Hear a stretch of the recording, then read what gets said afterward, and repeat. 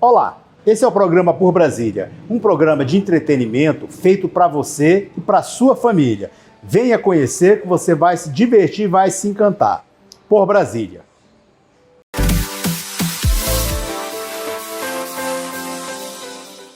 Olá, eu sou a jornalista Fabiana Serran e agradeço sempre a sua presença aqui no quadro O Mundo em Foco. Hoje nós vamos falar sobre o Azerbaijão, que é um país que nós já conhecemos. Eu fui a primeira jornalista brasileira a pisar no território de Nagorno-Karabakh após ele ser liberado durante a guerra com a Armênia. E diante deste meu interesse pelo Azerbaijão, devido à minha visita, eu me interessei também pelo tema genocídio de Rojali. E resolvi também trazer aqui para vocês no programa especialistas sobre o assunto. Eu vou falar hoje, agora remotamente, com um especialista no Azerbaijão e mestre em ciências políticas, João Zimmer Xavier. João, eu agradeço a sua presença aqui com a gente, direto de Brasília. E eu gostaria que você explicasse para a gente o que é o contexto geral desse genocídio de Rojali e o que ele significa para o Azerbaijão e também para o mundo. Então, Fabiana, antes de começar a falar do genocídio de Rojali em si, é importante explicar o contexto do conflito. No início do século XIX, vários assentamentos armênios começaram a aumentar na região, um aumento ainda maior no início do século XX, durante a Primeira Guerra Mundial e o declínio do Império Otomano. Vários ataques entre as populações armênias e azerbaijanesas aconteceram naquele período. E no início do século XX acontece a União Soviética, ocupa tanto a Armênia como a Azerbaijão e abafa, de certa forma, esses conflitos na região. Então, Stalin e outros líderes soviéticos eles fizeram divisões territoriais na região que desagradaram um dos lados e eles optaram por reter o território do Nagorno-Karabakh ao controle do Azerbaijão. Esse território ele é um território que foi com uma maioria armênia construída durante um período longo, então era uma maioria de certa forma artificial, e quando acaba a União Soviética, essa população armênia ela começa a querer se separar do território do Azerbaijão. E com o apoio de um regimento militar soviético, da ex-União Soviética no caso, começam várias ações, e com isso começa a guerra do Nagorno-Karabakh. É importante lembrar que Rojali, que é a região que acontece esse genocídio, esse massacre, essa atrocidade, era um território um aeroporto estratégico na região. Tanto que a cidade de Rojali, após a guerra do Nagorno-Karabakh, ela se torna o aeroporto da capital da região ocupada. Então, era uma região estratégica muito importante, e com isso, vários ataques aconteceram em proximidades, até que em fevereiro de 1992, para ser mais exato, entre os dias 25 e 26, apesar de alegações armênias de um corredor de evacuação para os civis, isso não ocorre, e um massacre que o Azerbaijão requer que seja considerado um genocídio, um massacre de características genocidas ocorre na vila de Rojali, matando 613 pessoas e capturando milhares e com alguns desaparecidos até hoje. Entre essas 613 pessoas mortas, vale destacar muitos idosos, muitas crianças, muitas mulheres, e a característica mais importante que foi reportada por autoridades e por jornalistas estrangeiros foi a brutalidade como tudo ocorreu, com baionetas em mulheres grávidas, corpos queimados vivos e outras atrocidades foram bem claras na região.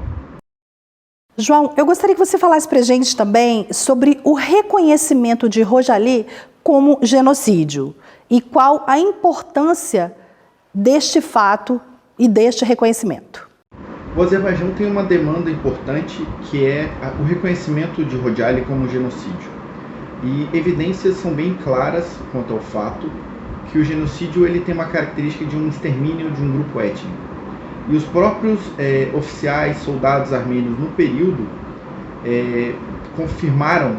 mostram que era a intenção exterminar a população do Azerbaijão na região.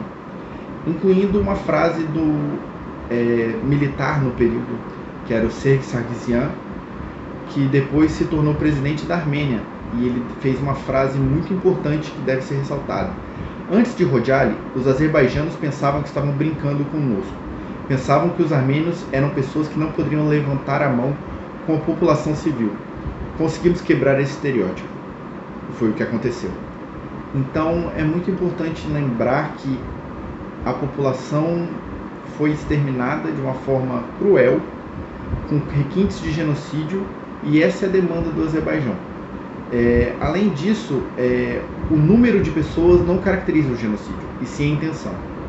Porque a gente pode ter uma visão de genocídios de milhões de pessoas, de milhares de pessoas, mas o primeiro crime de genocídio reconhecido no Brasil, que foi um genocídio de garimpeiros contra uma população Yanomami em Roraima, foram 16 mortos. Então não é o número que torna uma ação genocida.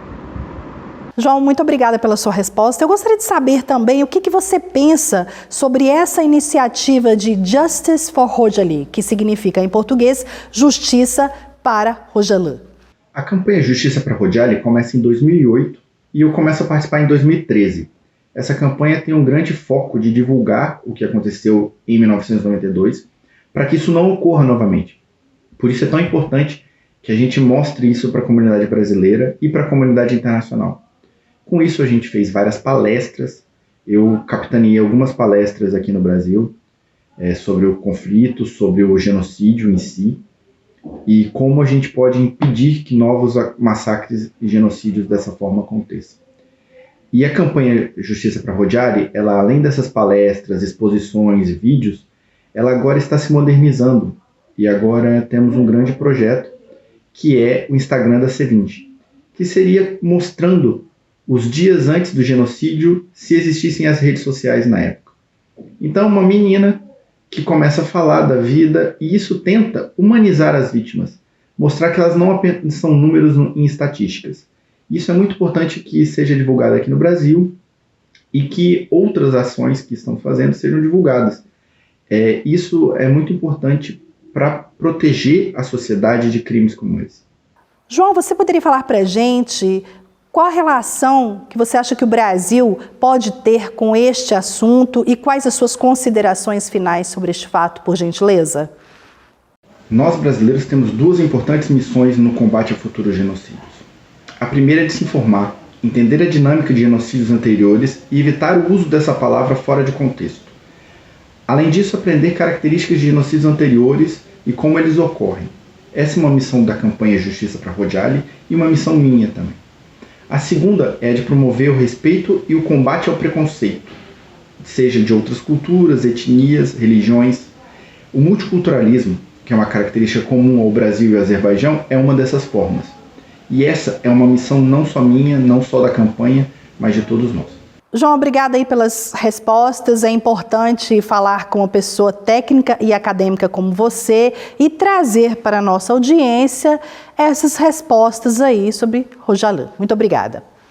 Eu vou falar agora com André Hiromi, que é jornalista especialista no Azerbaijão, e a André está lá em São Paulo, e nós vamos falar remotamente aqui com ela sobre o mesmo assunto. Vamos ouvir agora uma outra opinião sobre o assunto Khojaly.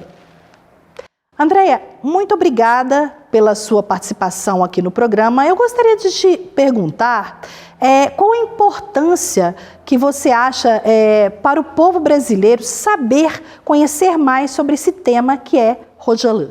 Olá, Fabiana. Muito prazer estar no seu programa novamente. Agradeço a oportunidade de estar falando contigo. Agradeço a oportunidade também do senhor Orhan Plokhov me deu para estar aqui falando com vocês hoje. Bom, respondendo a sua pergunta, é importante para nós brasileiros porque nós temos que entender a política do ódio, né? É quando uma classe, né, acha que ela é melhor do que a outra e que separa dentro da própria sociedade o nós, né, que a sociedade é o nós, com eles e aqueles, né? Aqui no Brasil acontece isso com os índios, com as mulheres, com os negros, e no Azerbaijão aconteceu com os armênios e os azeres. Mas voltando à sua pergunta, por que isso é importante no Brasil, para a gente entender isso? Esse genocídio aconteceu só 30 anos atrás. Não é um negócio de muito tempo atrás, é um negócio de agora. Então é importante a gente observar que sim, é possível isso acontecer novamente, se a gente não conseguir aí, né, fazer com que os culpados paguem por isso. Muito obrigada pela resposta, Andréia. E a minha segunda pergunta para você é: o que você acha que o mundo e até mesmo o Brasil precisa fazer para que esses chamados genocídios sejam evitados futuramente? Tá aí uma ótima pergunta, né? A começar, eu acho que o mundo inteiro precisa entender, não só nós brasileiros, que somos todos parte de um só, né? Existem fronteiras, existem outros países, outras culturas, mas todos nós somos um só SUS, né? A que ponto vamos chegar? Então, isso é inadmissível, né? Existem leis internacionais para isso, né? Não precisava, né? Eu acho que é uma coisa, né, para mim, mas é um absurdo e é importante para nós, como ser humano, entender que nós somos todos iguais.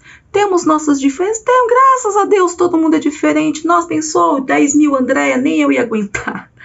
Mas o respeito ao próximo, as diferenças, isso é importante para o mundo entender e para ter um mundo melhor.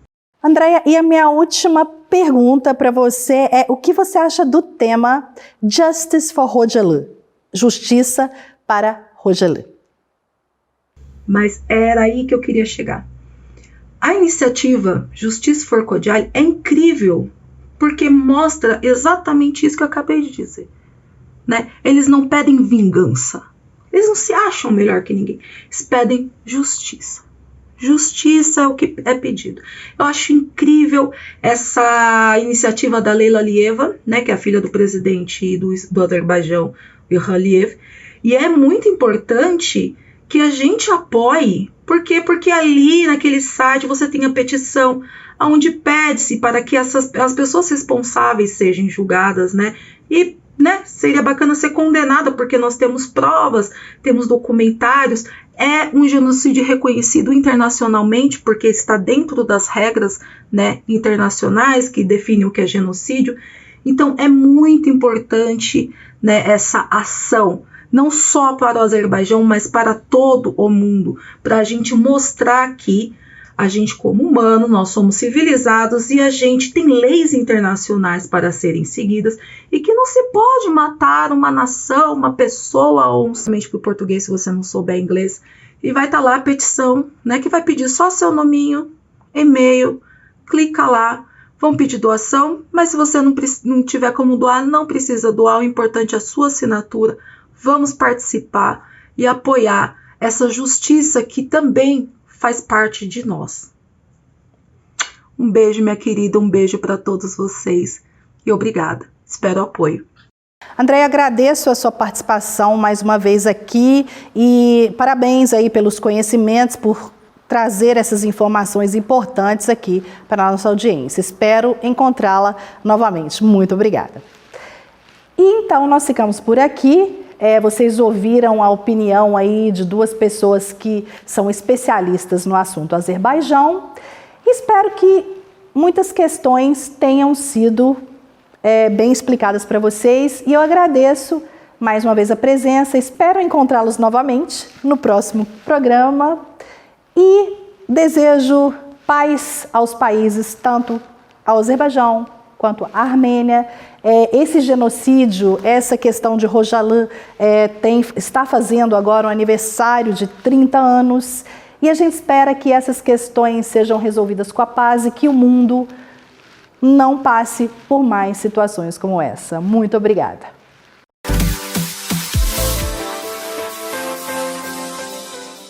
Olá, pessoal. Nosso alerta de hoje é sobre preços abusivos. A pandemia revelou muitos oportunistas, tanto na indústria como no comércio. O consumidor deve estar atento para os preços abusivos nos produtos, principalmente de medicamentos e de higiene pessoal, como nós vimos com relação ao álcool em gel. papel do consumidor é preponderante na fiscalização desses abusos. Deve, então, pedir a emissão de nota fiscal, fotografar os valores destes produtos e, se considerar que estão abusivos, deve, então, denunciar, tanto ao PROCON como ao Ministério Público. O consumidor tem um papel preponderante na fiscalização desses abusos e não deve deixar de exercer o seu direito, que é o direito de reclamar e de denunciar.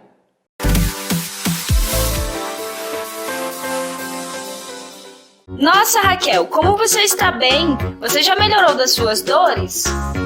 Estou ótima, Beth. Fui na clínica de fisioterapia Espaço Vida no Jardim Botânico. Está aprovado. A doutora Rita é super atenciosa. Super indico.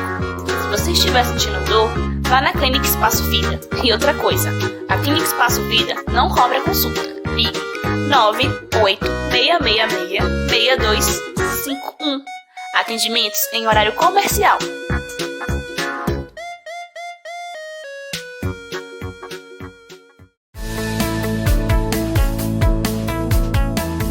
Castanhas e Cia do Guará é o sabor que falta na sua vida. Conheçam a variedade de castanhas e frutas cristalizadas. Tudo com qualidade e um toque especial. Adeilson e Juliana Castanhas. Feira do Guará, Ala Nova, box 526B.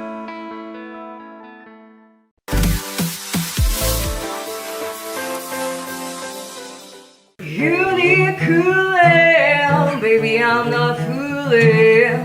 I'm gonna send you back to the school.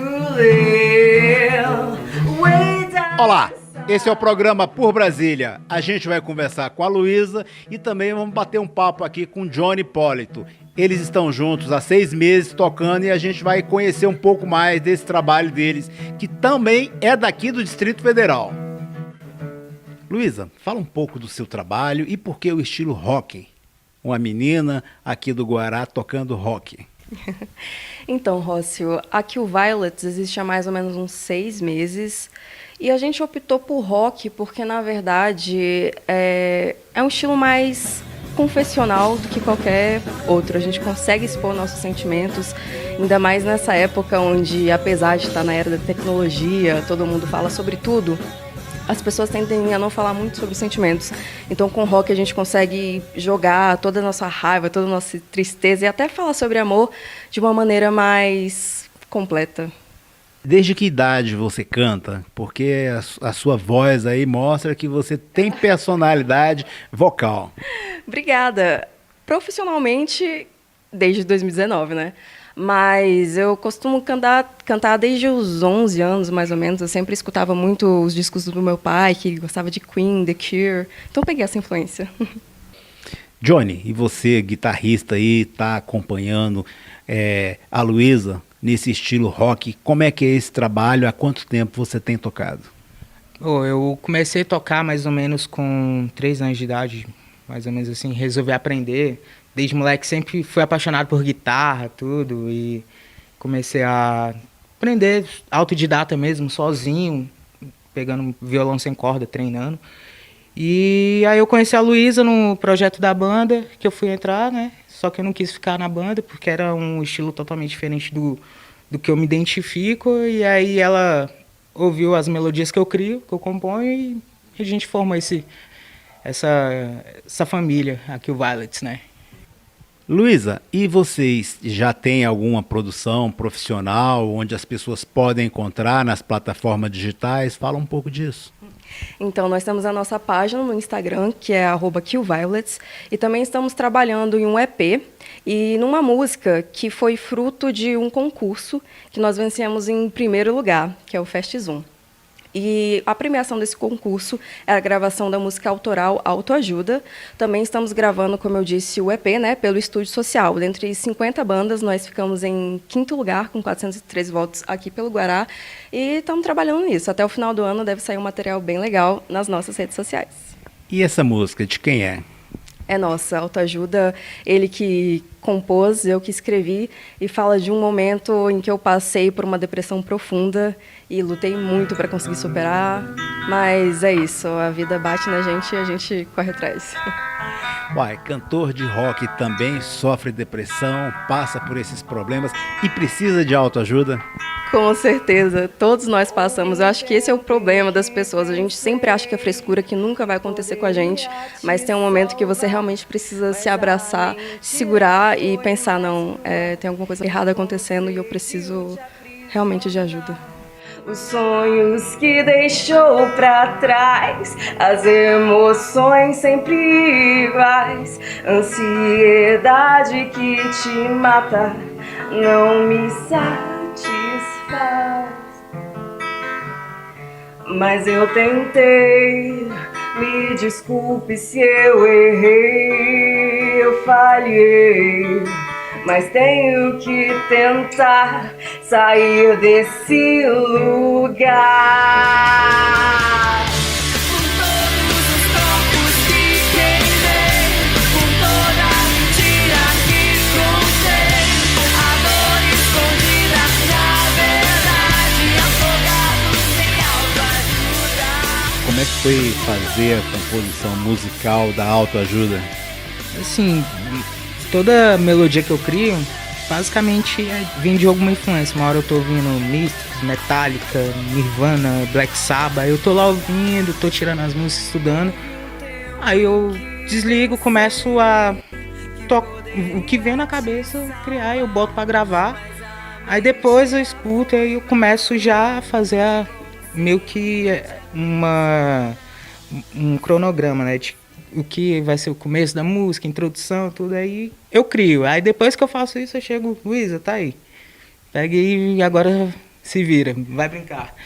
Então a influência é totalmente rock and roll. Totalmente. Luísa, toda música, assim, tem uma história por trás. Autoajuda, você quis contar alguma coisa? Com certeza, a autoajuda conta uma história, no caso a minha, de uma pessoa que quis sair da depressão, mas não sabia o meio certo de fazer isso. Então, eu comecei a me entupir de livros de autoajuda, a procurar vídeos de coaching, várias coisas assim, mas eu não conseguia chegar ao cerne da questão de como que eu poderia sair desse lugar.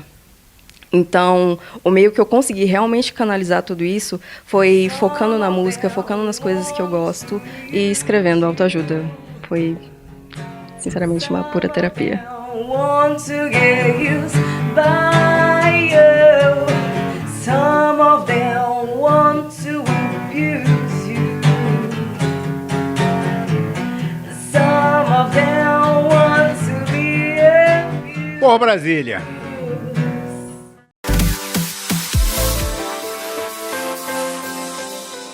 Nossa, Raquel, como você está bem? Você já melhorou das suas dores? Estou ótima, Beth. Fui na clínica de fisioterapia Espaço Vida no Jardim Botânico. Está aprovado. A doutora Rita é super atenciosa. Super indico. Se você estiver sentindo dor, vá na clínica Espaço Vida. E outra coisa, a clínica Espaço Vida não cobra consulta. Ligue 98666-6251. Atendimentos em horário comercial.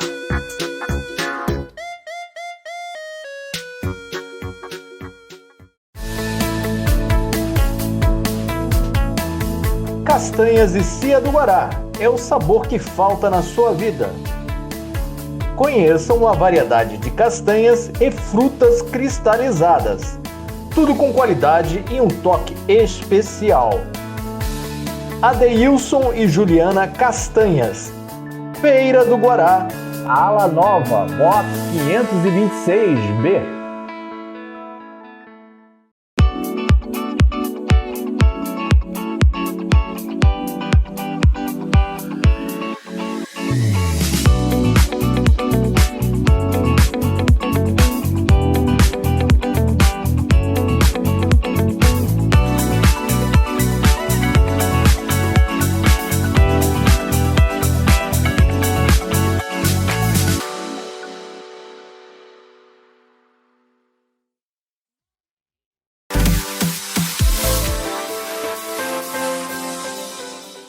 Olá, seja bem-vindo ao seu espaço do Servidor na TV.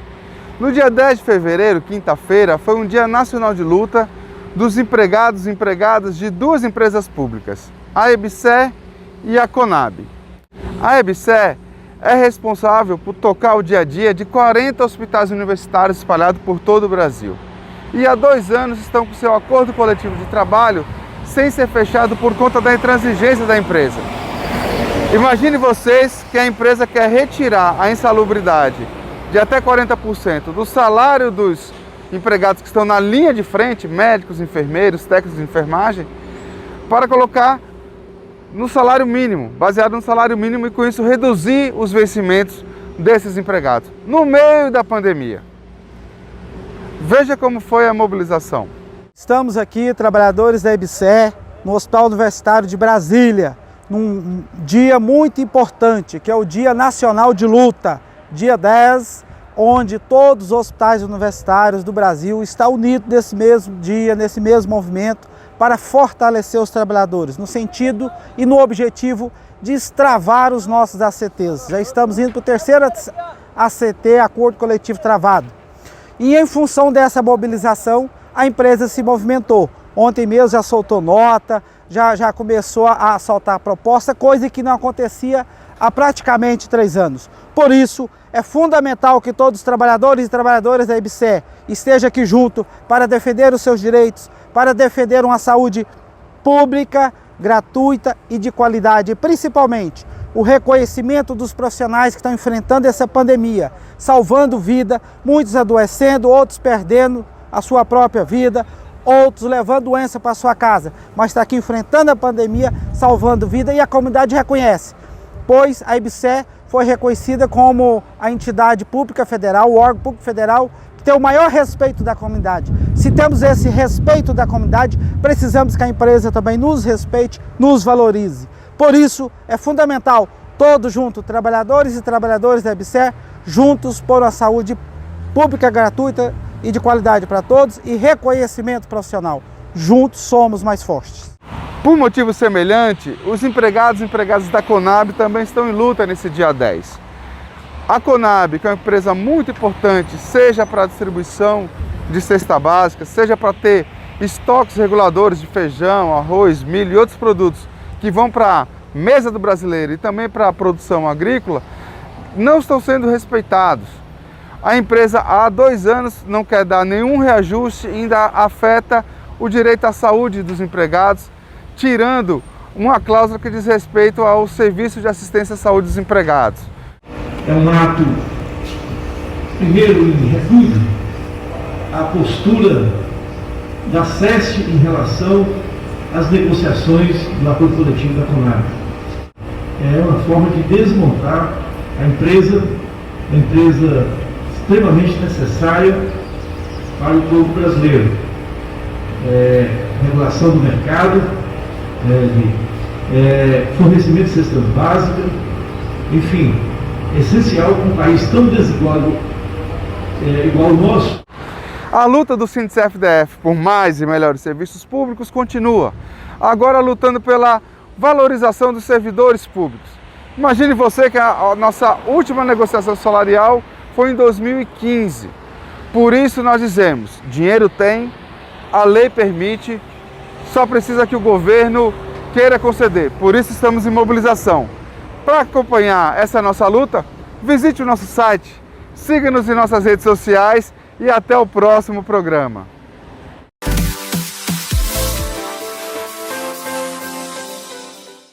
Bem, esse foi o programa Por Brasília. Esperamos que vocês tenham gostado. Vocês podem rever esse e outros programas através do nosso website, porbrasilia.com.br.